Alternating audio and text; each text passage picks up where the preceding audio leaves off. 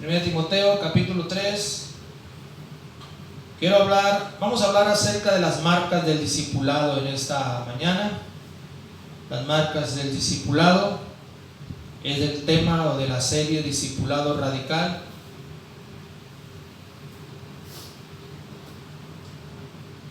Dice 1 Timoteo 3, versículo del 8 al 13. Vamos a leer. Dice de esta manera, del 8 al 13. 1 Timoteo 3. Los diáconos asimismo deben ser honestos, sin doblez, no dados a mucho vino, no codiciosos de ganancias deshonestas, que guarden el misterio de la fe con limpia conciencia, y estos también sean sometidos a prueba primero, y entonces ejerzan el diaconado si son irreprensibles. Las mujeres asimismo sean honestas, no calumniadoras, sino sobrias, fieles en todo.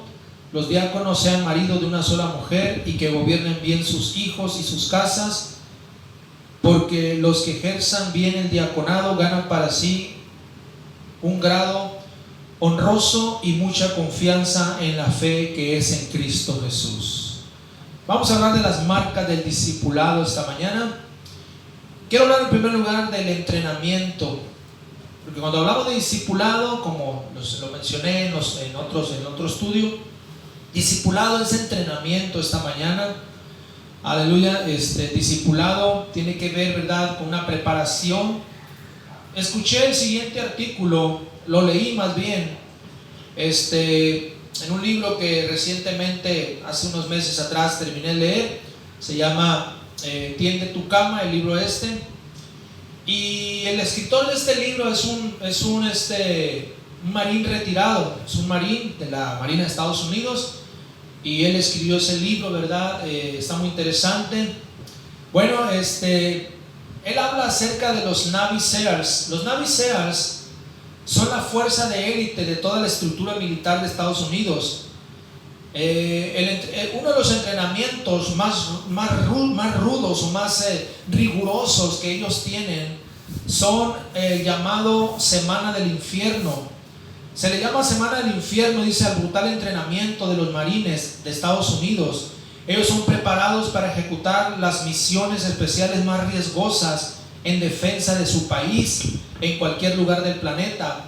Los candidatos a ser Navy Seals deben superar un periodo de 24 semanas de entrenamiento de supervivencia en tierra y agua y tácticas de combate llamado PULS, para prepararlos a desenvolverse en situaciones de guerra o acciones especiales. Los Navy Seals, dice, fueron, por ejemplo, los que ultimaron a Osama Bin Laden en Pakistán, o quienes invadieron Panamá en 1989 para acabar con la dictadura de Manuel Noriega. Dice, este entrenamiento de la Semana del Infierno, a los reclutas se les prueba al máximo su fortaleza física y mental y su capacidad de soportar el dolor. Se dice que la Semana del Infierno es tan extrema que solo el 50 o el 60% de cada grupo de candidatos a formar el cuerpo de élite logra superarla. O sea que estamos hablando de un entrenamiento muy riguroso, ¿verdad?, que someten a los candidatos a convertirse en esos Navy Seals. Prácticamente son el grupo de élite más poderoso de la Marina de Estados Unidos. Es un grupo, ¿verdad?, es un grupo reducido, no es un grupo muy grande, pero prácticamente ellos son los que son enviados, ¿verdad?, a misiones especiales a otras naciones para derrocar dictadores, para la guerra, ¿verdad? Y cuando yo leí este libro, ¿verdad?, el autor de este libro, Tiende tu cama, él está hablando, amén, acerca de esos entrenamientos muy, muy rigurosos, muy fuertes, muy pesados, entrenamiento, ¿verdad?, que prácticamente yo cuando lo estaba leyendo eso me quedé asombrado, amén, la manera como los entrenan. Ellos prácticamente duermen 4 horas diarias solamente, 20 horas ellos están entrenando. Obviamente comen bien, desayunan bien, cenan muy bien, pero amén, ellos son sometidos a estos entrenamientos no solamente físicos, sino mental y emocional. Y yo, amén, leía esto y yo decía, bueno, en el discipulado cristiano tenemos un entrenamiento también, ¿verdad? No de esa manera, pero sí hay un entrenamiento intelectual y espiritual. Nosotros en nuestro compañerismo, ¿verdad? No tenemos escuelas o institutos bíblicos. Nosotros no tenemos este tipo de escuelas, pero toda la preparación que tenemos para un ministerio la recibimos en la misma iglesia. Gracias a Dios que nuestro compañerismo siempre está en movimiento, siempre está activo, ¿verdad? En eventos de discipulados para hombres, discipulados regionales, discipulados para matrimonios, discipulados para jóvenes, campamentos, conferencias, todo tipo de eventos donde ahí precisamente es donde el cristiano es entrenado. Por eso siempre nosotros la urgencia, ¿verdad? Siempre estamos invitando, ¿verdad? Amén, a la iglesia, siempre estamos animándoles a ir a los eventos. Porque mientras un cristiano no se involucre en estos eventos, ¿verdad? En estos discipulados, ese cristiano nunca va a crecer, nunca va a despegar, va a ser el mismo por los siglos de los siglos en la iglesia. O sea, nunca va a despegar, no va a explotar su potencial. Y qué tremendo cuando hay gente en la iglesia que responde a esto y empieza, amén, a involucrarse en estos eventos, en estos discipulados. ¿Cuántos dicen amén en esta mañana? Aleluya. Los 12 discípulos de Cristo son un ejemplo, pero también los 70. Cristo no solamente tenía 12, sino también tenía 70 discípulos. Y ahí en el libro de Lucas, capítulo 10, versículos 1 y 2, dice estas palabras. San Lucas 10, 1 y 2 dice de esta manera: después de estas cosas,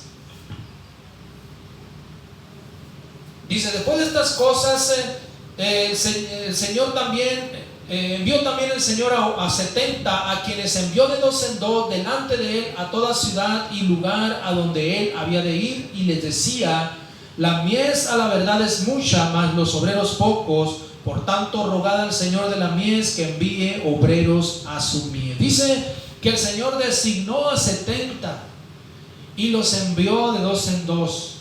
Era un trabajo, ¿verdad? De preparación para ellos. Era un trabajo de discipulado y de entrenamiento. No solamente a 12, tenía 70 más, los cuales los envió. Entonces los discípulos, los que entran al discipulado, son los que van a hacer la obra de Dios. Amén. Mientras alguien no entra al discipulado o no se involucre, será muy difícil, ¿verdad?, que lleve a cabo el trabajo de la obra de Dios. Por eso es muy importante el estar en la iglesia, el entrenarse, el prepararse. Gloria al Señor. Considerar como algo muy importante el venir a la iglesia y el recibir la palabra de Dios y el estar, amén, atentos a lo que Dios habla en nuestras vidas esta mañana. Cristo designó a estos 70 y los envió a predicar el evangelio. Ahora, Cristo siempre estaba enseñando y entrenando a sus discípulos. Siempre los estaba entrenando y enseñando. Mateo capítulo 9, versículo 35, encontramos estas palabras. Mateo 9:35, recorría Jesús todas las ciudades y aldeas, enseñando en la sinagoga de ellos y predicando el evangelio del reino y sanando toda enfermedad y toda dolencia en el pueblo. Dice, enseñando. El Señor siempre estaba enseñando. Y Él enseñaba a la gente, ¿verdad? Pero ahí estaban siempre sus discípulos. ¿Cuántos dicen amén? Quizás ahí estaban los 70 también. Todos estos discípulos estaban ahí, escuchando sus enseñanzas, absorbiendo toda la enseñanza de Jesús, absorbiendo todo. Mateo capítulo 11, versículo 1, Él daba instrucciones a sus discípulos. Dice Mateo 11:1, cuando Jesús terminó de dar instrucciones a sus 12 discípulos, se fue de allí a enseñar y a predicar en las ciudades de ellos. Observe que Él dice que les daba instrucciones a sus 12 discípulos. Las instrucciones son enseñanzas. Las instrucciones son parte del discipulado, de la preparación, del entrenamiento en esta mañana. Y también en San Lucas capítulo 20, versículo 1, Él enseñaba a la gente. Vamos a irnos ahí. Lucas 21 dice estas palabras. Sucedió un día que enseñando Jesús al pueblo en el templo y anunciando el evangelio, llegaron los principales sacerdotes y los escribas con los ancianos. Dice, sucedió un día que enseñando Jesús en el templo, Él está enseñando siempre en el templo. O sea, en el templo es donde se va a enseñar, donde se va a discipular. Hay gente que espera que se les disipule en sus casas o en otro. No, es en la iglesia, es en el templo donde se nos enseña, donde recibimos, ¿verdad?, las instrucciones esta mañana. Por eso tenemos un local, un lugar de reunión. ¿Cuántos dicen amén? Amén. Ciertamente, ¿verdad?, visitamos a la gente, vamos a sus casas, a veces abrimos algún ministerio, alguna célula, como le llaman a algunas iglesias, pero la enseñanza mayor, el discipulado se va a recibir en la iglesia, en el local. Nosotros, amén, recibimos, amén, ese discipulado estando en nuestra iglesia madre, 8 años como discípulos, gloria al Señor, aleluya. 4 años de casados y 4 años de solteros y 4 años de casados. Nosotros ahí en la iglesia madre, ahí donde recibimos, amén, el discipulado, la enseñanza. Yo recuerdo, amén, cuando mi pastor nos reunía a los discípulos y nos enseñó a hacer mensajes. Recuerdo que fueron, amén, un tiempo como de unos 2 meses o 3 meses. Yo recuerdo bien que, amén, los lunes o los martes, amén, nos íbamos a su casa, en su casa, o a veces en la iglesia, nos enseñó a elaborar mensajes, sermones. Era parte, ¿verdad?, del discipulado, gloria al Señor. Entonces, el discipulado es entrenamiento esta mañana. Ahora, quiero hablar en segundo lugar de los requisitos, porque este texto que tomamos es una de las cartas, es, amén, la primera carta del apóstol Pablo a Timoteo. Vamos a estudiar los requisitos que el apóstol Pablo le escribió, amén, para los candidatos al ministerio. Aquí habla el encabezado, el título dice requisitos de los diáconos. Los diáconos, ¿verdad? La palabra diácono viene del griego diáconos y del latín diaconus, que significa servidor. Y el diácono, ¿verdad?, es considerado un servidor, un clérigo o un ministro eclesiástico cuyas calificaciones y funciones muestran variaciones según las distintas ramas del cristianismo. Entonces aquí habla de los diáconos, pero en realidad el diácono es un discípulo, ¿verdad? Un discípulo que puede ser un discípulo en la iglesia, puede ser alguien que sirve en la iglesia, puede ser alguien que tiene un ministerio especial o el ministerio de predicar, o después puede convertirse en un ministro, en un pastor, en un evangelista o en un profeta, no sé. Entonces el diácono es eso. Y vamos a leer el texto, primero de Timoteo, una vez más, capítulo 3, del 8 al 13, por favor. Vamos a leerlo una vez más. Dice así: los diáconos asimismo deben ser honestos, sin doblez, no dados a mucho vino, no codiciosos de ganancias deshonestas, que guarden el misterio de la fe con limpia conciencia, y estos también sean sometidos a prueba primero, y entonces ejerzan el diaconado si son irreprensibles. Las mujeres asimismo sean honestas, no calumniadoras, sino sobrias, fieles en todo. Los diáconos sean maridos de una sola mujer, y que gobiernen bien sus hijos y sus casas, porque los que ejerzan bien el diaconado ganan para sí un grado honroso y mucha confianza en la fe que es en Cristo Jesús. Vamos a estudiar los requisitos que Pablo menciona aquí, ¿verdad?, de los diáconos, de los discípulos esta mañana. El primer requisito, dice Pablo, deben ser honestos esta mañana. La honestidad hace referencia a un conjunto de atributos personales como la decencia, el pudor, la dignidad, la sinceridad, la justicia, la rectitud y la honradez en la forma de ser y de actuar. Un discípulo tiene que aprender la honradez. Alguien que, amén, se considera o dice: yo soy discípulo de Cristo, yo soy discípulo de la iglesia fulana o discípulo del pastor fulano. El primer requisito, dice Pablo, debe ser honesto. ¿Cuánto dicen amén? Entonces tenemos nosotros una de las cosas, ¿verdad?, que el pastor le pide a los discípulos es que sean honestos en su trato con los demás. Aquí menciona algunas, por decir así, sinónimos. Habla del pudor, de la decencia, de la dignidad, de la sinceridad, de la rectitud, la justicia. Entonces, el primer requisito de los diáconos discípulos es la honestidad esta mañana. Pero tristemente hay mucha gente en las iglesias que son muy deshonestos. Son deshonestos, amén, dentro de la iglesia, pues con más razón fuera de la iglesia. Son deshonestos, no practican la honradez, son deshonrados, son injustos, ¿verdad? No son sinceros, no son decentes. Oh, qué tremendo esto esta mañana. Entonces, la honestidad, primer requisito de un diácono esta mañana, de un discípulo. El segundo requisito dice sin doblez. Y estaba buscando esta palabra, más o menos me imaginaba lo que significaba. Y esto significa sin doblez. Dice, el doblez es una arruga hacia adentro, es como el dobladillo de un pantalón o una falda. Es una parte de la tela que no se ve, pero pertenece a la misma. Entonces, el doblez es, por ejemplo, esa actitud de ser amables con todo el mundo, pero puertas adentro de la casa, maltratar a la familia. A eso se refiere estas palabras, este requisito. Los discípulos, los diáconos deben de ser sin doblez, o sea, pueden ser luz de la calle, pero son oscuridad de su casa. O sea, están doblados, algo ocultan, ¿verdad? Pueden aparentar, pueden ser muy amables allá afuera, pero en sus hogares son unos diablos, en pocas palabras. ¿Cuántos dicen amén? Amén.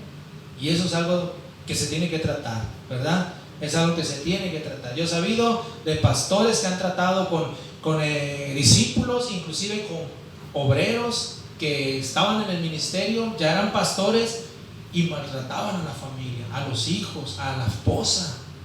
En la iglesia una cara de santos, pero en sus casas maltratando a sus esposas. Eso es algo terrible esta mañana. Entonces, sin doblez, segundo requisito. Tercer requisito, no dados a mucho vino. El discípulo, ¿verdad?, no debe de beber ninguna clase de bebida alcohólica, eso lo tenemos muy presente. Sin embargo, hay gente todavía, hay cristianos todavía, ¿verdad?, que piensan que no es malo una cerveza. Fíjese hasta dónde llega. Pero es muy común, es muy lógico, ¿verdad?, que un poquito, una cerveza puede contaminar. Amén, es pecado. El Señor mira, amén, el Señor mira una cerveza como una borrachera al mismo nivel. O sea, el Señor dice, no es pecado, se tomó una cerveza nada más. No, es pecado, el pecado es pecado. ¿Cuántos dicen amén? Lo blanco, blanco y lo negro, negro. Entonces, el discípulo no debe de beber de ninguna clase de bebida alcohólica, debe mantenerse sobrio, despierto. Es obvio y muy obvio que el discípulo verdadero no debe emborracharse. Otro requisito más. Vámonos con uno más. No codicioso de ganancias deshonestas. Esta es otra de las marcas de un verdadero discípulo. La codicia y la avaricia son malas porque traen muchos problemas. El discípulo tiene que tener una actitud correcta hacia el dinero. Hace unos días escuché una predicación del pastor Greg Mitchell acerca del dinero, y tremenda, una enseñanza muy tremenda, gloria a Dios, acerca del dinero. Entonces el discípulo, ¿verdad?, tiene que tener una actitud correcta, ¿verdad? La gente, ¿verdad?, que por ejemplo a nosotros se nos ha enseñado que los que recogen la ofrenda deben de ser gente, ¿verdad?, fiel en sus diezmos, en sus ofrendas, en sus promesas. O sea, no vamos a tener hombres que no diezman, que no ofrendan, que no son generosos, o que tienen avaricia y codicia en sus corazones. Entonces dice, no codiciosos de ganancias deshonestas. Vamos a leer, amén, dos textos de Pablo en Efesios capítulo 4 versículo 28. Vamos a irnos ahí, Efesios 4 28. Dice estas palabras: el que hurtaba, o sea, el que robaba, no robe más, sino trabaje, haciendo con sus manos lo que es bueno, para que tenga que compartir con el que padece necesidad. El que robaba ya no robe, póngase a trabajar. O sea, no codiciosos, Tristemente, de repente nos encontramos cristianos muy codiciosos, muy avariciosos, que hacen sus tranzas, y eso no es bueno, eso es terrible esta mañana. El discípulo tiene que ser libre de toda codicia. 1 Timoteo, amén, ahí mismo en capítulo 6, 1 Timoteo 6:10 dice: porque raíz de todos los males es el amor al dinero, el cual codiciando algunos se extraviaron de la fe y fueron traspasados de muchos dolores. ¿Cómo la ven? Cuidado con las ganancias deshonestas. Entonces dice Pablo, no codiciosos de ganancias deshonestas. Un requisito más. Otro requisito más dice que guarden el misterio de la fe esta mañana. Es otro requisito de un discípulo, que guarde el misterio de la fe con limpia conciencia. Dice que guarde la fe con limpia conciencia. Amén. Guardar la fe significa, ¿verdad?, mantenerse en una misma línea, mantenerse fiel a Dios, mantenerse sirviendo a Dios en las buenas, en las malas y en las peores. O sea, ese cristiano guarda la fe con limpia conciencia. Tiene su conciencia tranquila, tiene su conciencia, ¿verdad?, sana, limpia su conciencia, porque él está viviendo de acuerdo a la fe. Porque alguien puede manifestar fe, puede inclusive aparentar que está viviendo bien, sin embargo, no está viviendo bien. Su conciencia no está limpia. ¿Cuántos dicen amén esta mañana? El apóstol Pablo pudo decir al final de su carrera: he guardado la fe. 2 Timoteo 4:7. He guardado la fe. Pablo guardó la fe. Y de eso se trata. Es otro de los requisitos en un discípulo, en un diácono, que guarden la fe. Otro más: ser sometidos a prueba. Bueno, ya, amén, hablé yo acerca de ese ejemplo de los Navy Seals de Estados Unidos, los Marines. Hermanos, cuando se contrata a alguien para una prueba, para un puesto en una empresa, se le tiene que poner a prueba primeramente. Siempre es así, siempre. O si está trabajando en esa empresa y se le va a dar un puesto más alto, a ese empleado se le pone a prueba, ¿verdad?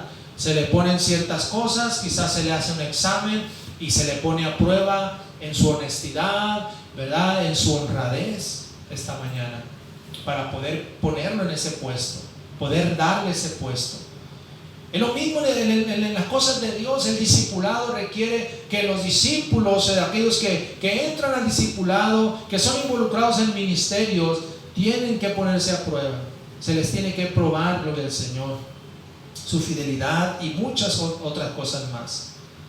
Amén. Así que en este mismo punto habla de ser irreprensibles. Es lo que dice el texto, ¿verdad? Dice el versículo 10, 1 Timoteo 3:10: y estos también sean sometidos a prueba primero, y entonces ejerzan el diaconado si son irreprensibles. Y la palabra irreprensible significa que no se le tiene que estar diciendo cada rato lo que tiene que hacer. O sea, no le tiene que estar reprendiendo cada rato. El discípulo, el cristiano, el diácono, dice tiene que ser irreprensible. O sea, solo se le dice una vez y lo va a hacer siempre. El pastor no le va a estar diciendo cada rato lo que tiene que hacer. Eso es ser irreprensibles. ¿Cuántos dicen amén? Amén. Tenemos una gran necesidad en las iglesias de gente que sean irreprensibles. O sea, que tomen una responsabilidad y ellos digan: esta es mi responsabilidad, y no ocupo que el pastor me recuerde esta responsabilidad que tengo. Y eso es ser irreprensibles. Nosotros de discípulos, ¿verdad? Pues si yo éramos irreprensibles, pues por eso nos mandan al ministerio. Yo llegaba a la iglesia y cuando nos tocaba el aseo, nos tocaba de a 2, 3 sugieres, y a veces no había nadie, yo me levantaba solo, mi esposa me ayudaba, nos aventamos el aseo, todo el aseo. O sea, no tenía el pastor que andarnos diciendo. Eso es ser irreprensibles. Entonces dice que sean irreprensibles. ¿Cuántos están entendiendo esta mañana? Ahora vámonos con las mujeres, porque aquí también menciona a las mujeres, ¿verdad? Versículo 11.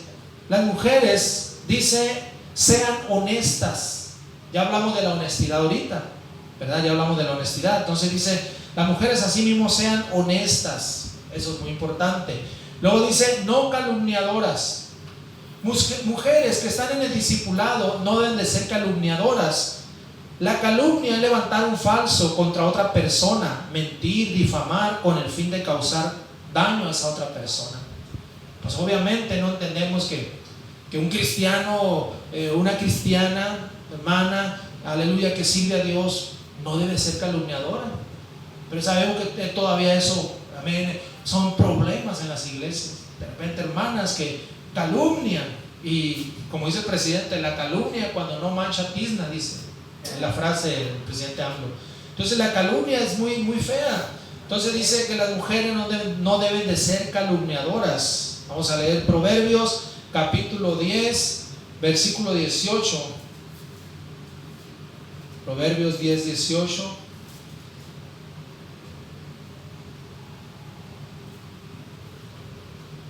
Dice estas palabras: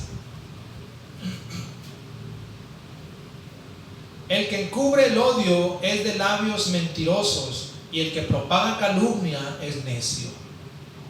Ahí está. Propaga calumnia, necio. La calumnia, amén, no debe de estar en el lenguaje de un discípulo, de un cristiano o cristiana que sirve a Dios fielmente.